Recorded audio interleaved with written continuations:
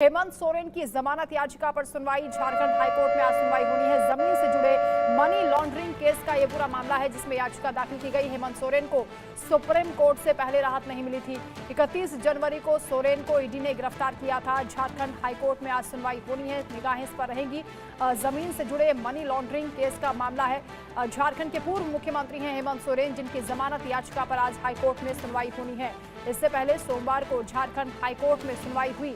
Justice रंगन मुखोपाध्याय की अदालत ने इस मामले में सुनवाई की। सुप्रीम कोर्ट के वकील कपिल सिब्बल ने हाईकोर्ट में हेमंत सोरेन की ओर से अपना पक्ष रखा। उन्होंने कहा कि बडगाई की 8.86 एकड़ जमीन भूई हरी है, जिसका ट्रांसफर नहीं किया जा सकता। मालिकाना हक भी इनके नाम पर नहीं है। डॉक्यूमेंट्स में हेमंत सोरेन का नाम नहीं है। ये दीवानी मामला है। ईडी के पास भी इसका सबूत नहीं। उनकी ओर से बहस पूरी कर ली गई है। अब ईडी की ओर से पक्ष रखा जाएगा। 2.25 घंटे तक पहले सुनवाई हुई है कल।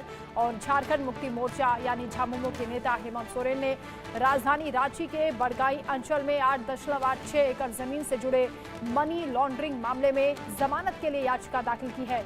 सुप्रीम कोर्ट से कोई राहत नहीं मिली तो 28 मई को हेमंत सोरेन ने झारखंड हाईकोर्ट का रुख किया और जमानत की मांग की है, जिस पर आज सुनवाई होनी है। आशीष सिन्हा लीगल एडिटर हमारे साथ जुड़ गए हैं। आशीष, हेमंत सोरेन को सुप्रीम कोर्ट से तो राहत नहीं मिली, लेकिन हाईकोर्ट से उम्मीद कर रहे हैं और आज सुनवाई इस मामले पर होगी।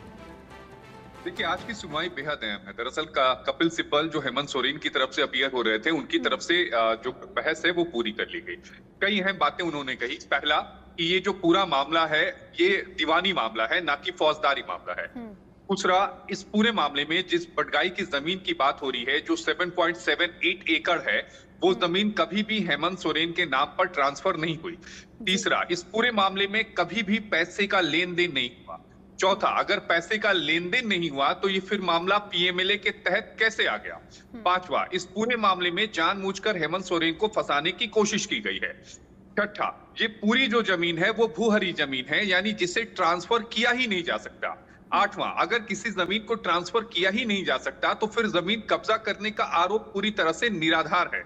नवा, उन्होंने कहा कि 31 जनवरी को हेमंत सोरेन को गिरफ्तार किया गया था। अब जो जून है वो चल रहा है, ऐसे में हेमंत सोरेन को जमानत दी जानी चाहिए। 10वां, इस मामले में आरोप पत्र दाखिल हो गया है, गवाहों के बयान दर्ज होने शुरू हो गए हैं, तो हेमंत सोरेन को जमानत दी जा सकती है।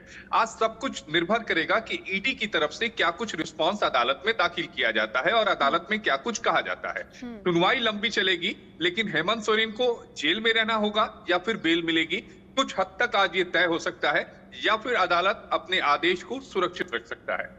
ईडी की ओर से आरोप क्या लगाए गए हैं, अभी तक क्या दलीलें दी गई हैं, क्योंकि आज अपना पक्ष ईडी को रखना है कोर्ट में? नहीं, देखिए, ईडी से कोर्ट ने जवाब मांगा था और उसी जवाब को दाखिल करने के लिए ईडी ने अदालत से समय मांगा था। और अदालत ने पिछली बार 10 जून का समय दिया था, लेकिन 10 जून को जब सुनवाई हुई थी, यानी 2 दिन पहले जब सुनवाई हुई थी, तो ईडी की तरफ से कहा गया कि हमें कुछ और समय दीजिए। कोर्ट ने फिर आज के लिए यानी 12 जून के लिए तारीख जो है वो तय कर दी है। ईडी ने अभी तक रिटन जो जवाब है वो अदालत में दाखिल नहीं किया, इसलिए उम्मीद ये की जा रही है कि ईडी जो है वो आज अपना जवाब भी दाखिल करेगी, साथ ही बहस करेगी। जब वो बहस करेगी और जवाब दाखिल करेगी, तब जो तस्वीर है वो पूरी तरह से क्लियर हो पाएगी कि आखिर ये पूरे विवाद में इन्फोर्समेंट डायरेक्टरेट का रुख क्या रहता है।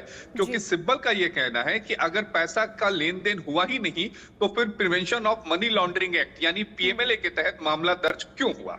बिल्कुल, बहुत शुक्रिया आपका आशीष, तमाम बातचीत के लिए और तमाम जानकारी के लिए। तो हेमंत सोरेन को उम्मीद है कि कोर्ट का कुछ ऐसा फैसला होगा कि उन्हें जमानत मिल सकती है, राहत मिल सकती है।